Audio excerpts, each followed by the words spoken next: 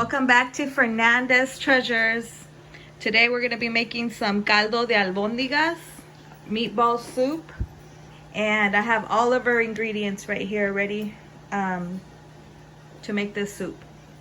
Okay, so first we're going to need some ground beef, and then to put in the albóndigas to make the meatballs, the ground beef. You're gonna need some oregano, some seasoning salt, some garlic salt, some pepper, some rice, and 1 egg. I forgot to take the egg out, but I'll take it out right now. And then for the soup, you're gonna be needing whatever vegetables you want. Usually I just put whatever vegetables my family likes. We like potatoes, so I have cut up potatoes right here already. This is how I usually cut them, in fourths. I have corn that I already peeled and cut in half. And then my kids don't like any other vegetables but broccoli and cauliflower and carrots. So I just made it easy on myself and got a bag that already came with everything pre-washed and cut. For the sauce, we're gonna need tomatoes, garlic, caldo de pollo, and chipotle, and cilantro. Now let's get started.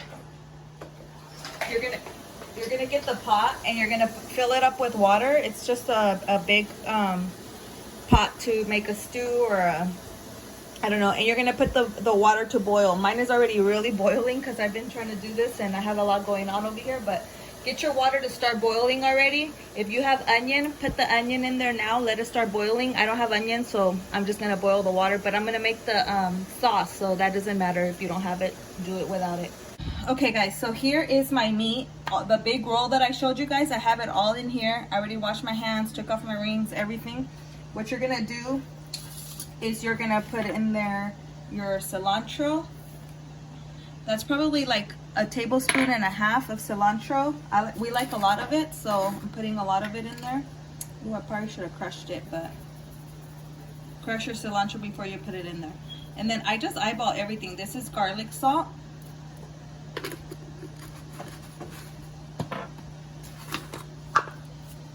This is seasoning salt.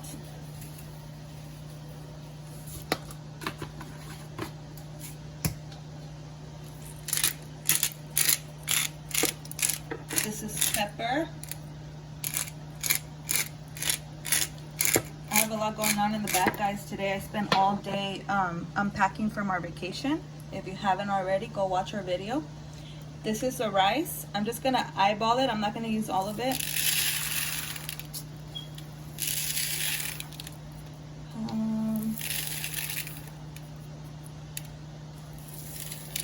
Probably 1/3 of a cup. I think that should be good right there.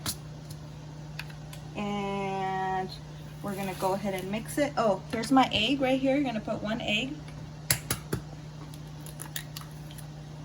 I know people do them differently. They add different things in there, but this is just the way what I have today and how we like them. For sure, oregano. I like a lot of oregano in them. That gives them like a good taste. That's all the oregano I have today. So basically you just get in there and you start mixing and incorporating everything good. And you just mix it very well. Make sure that you get all the rice in there blended. Make sure you leave your meat out too on the counter for a little while because it's going to be cold, and when you're mixing it's going to be so cold on your fingers are going to get frozen. Hopefully the audio is good because the water's boiling pretty hard back there. If I had more oregano, I would probably put a little bit more because we like a lot of oregano, but I ran out, so those 2 tablespoons should be enough.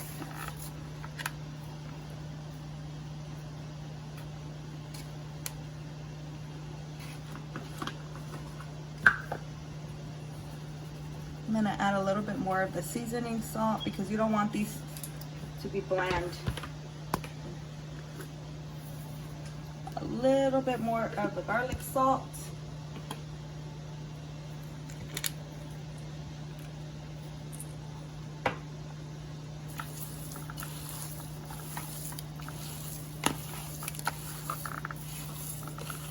And then I'm going to keep mixing.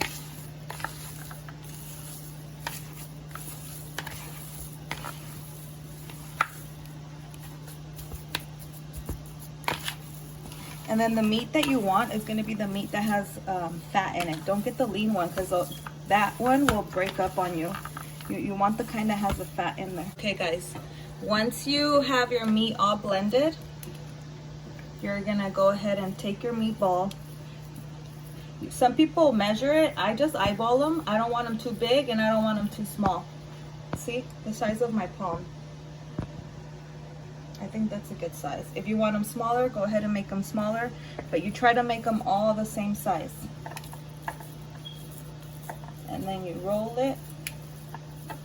Some people chop up onion and put it in there, tomatoes, cilantro, and they put it in there. For me, I just put it in the sauce. See, they're all gonna be kind of the same size.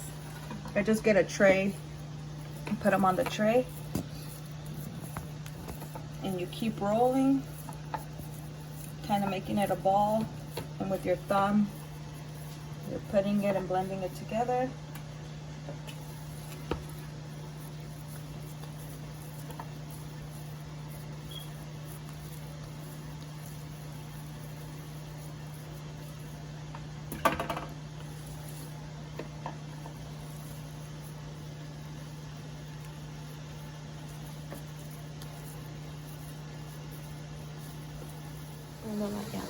Out of that, so guys, out of the 3-pound ground beef packet that I had, that I showed you guys, I got 17 meatballs.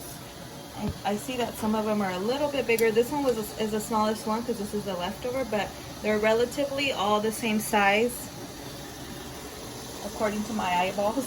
We have the boiling water right here. So what you're gonna do is you're gonna go ahead and drop them. Be very careful when you put them in there because they will splash. And also you don't want them to fall apart. So basically what you're gonna do is you're just gonna drop them in the water.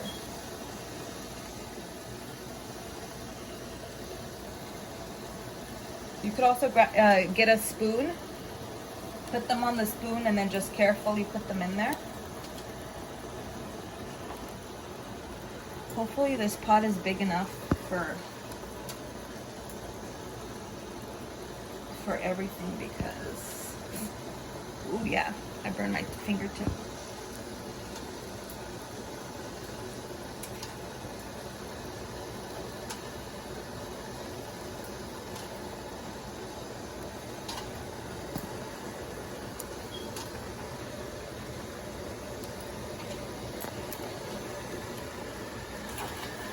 Okay, so we have all the meatballs in. Let me show you guys how I make the sauce. So to the blender, I have 4 small Roma tomatoes here. I just roughly cut them up so that they can blend better. I have the 4 tomatoes cut up.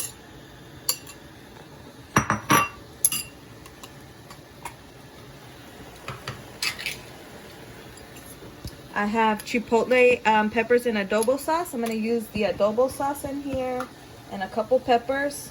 You guys have seen me use these before in my other recipes for the tinga and the other recipes, the papeladas. So basically I'm kind of just using like 3 or 4 peppers, and then mostly all of the sauce is usually what I use.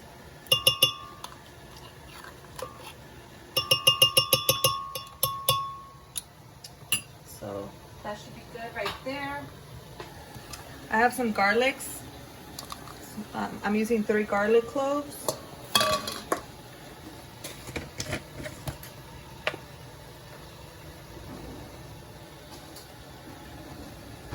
And then I'm gonna use the consommé de pollo, the chicken bouillon. I think that's what you say. I'm gonna do 1, 2,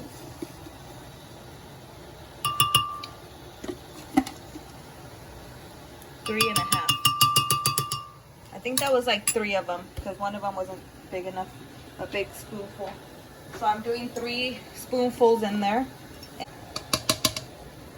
I just grabbed a little bit of water in here and I'm gonna blend this all together.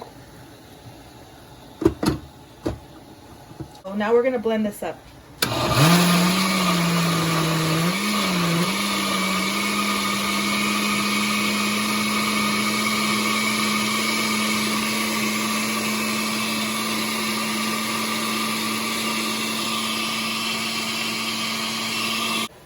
So now what you're gonna do is you're gonna pour your blended sauce right into your pot.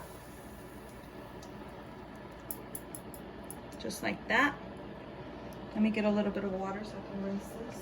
I just put water in the blender and I'm gonna not let any of that sauce go to waste.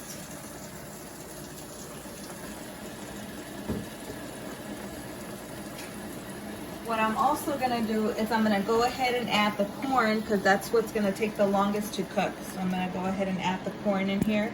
You don't have to add corn, and like I said, you could add any vegetables that your family likes. People like zucchini. The traditional way is usually potatoes, carrots, and zucchini. What else? Chayote. You could add whatever vegetables you like. My family, like I said, they're picky with vegetables. They only like broccoli, cauliflower, carrots, and a lot of potato and corn. So use whatever vegetables that your family likes in the caldo. I have my potatoes here, but these, I'm not gonna throw them in there until the albóndigas are cooked. And I'll see you guys maybe like in 20 minutes. One thing I forgot to say, guys, is try not to stir it that much because you don't want your albóndigas to fall apart. So I just leave them alone. They're gonna be sinking. You'll see them rising up to the top, and you know they'll be ready when the rice inside the albóndigas is fully cooked. But for right now, I just put everything in there, but I'm not stirring it because I don't want my albóndigas to fall apart. So just leave it alone. Let it all cook and come together for probably like 30 minutes, 20, maybe 30 minutes. And then we're gonna come in, throw the corn and the vegetables in, the potatoes and the vegetables in there. And that should only take another like 10 minutes after that. All right, we'll be right back when I'm putting the rest of the vegetables in there. I'm gonna make some rice because I do serve this with Mexican rice. Okay guys, so what I'm gonna do now is I'm gonna go ahead, it's been like 15 minutes. My albóndigas are starting to float. So I'm gonna go ahead and put in my potatoes. Be careful because you don't want them to splash.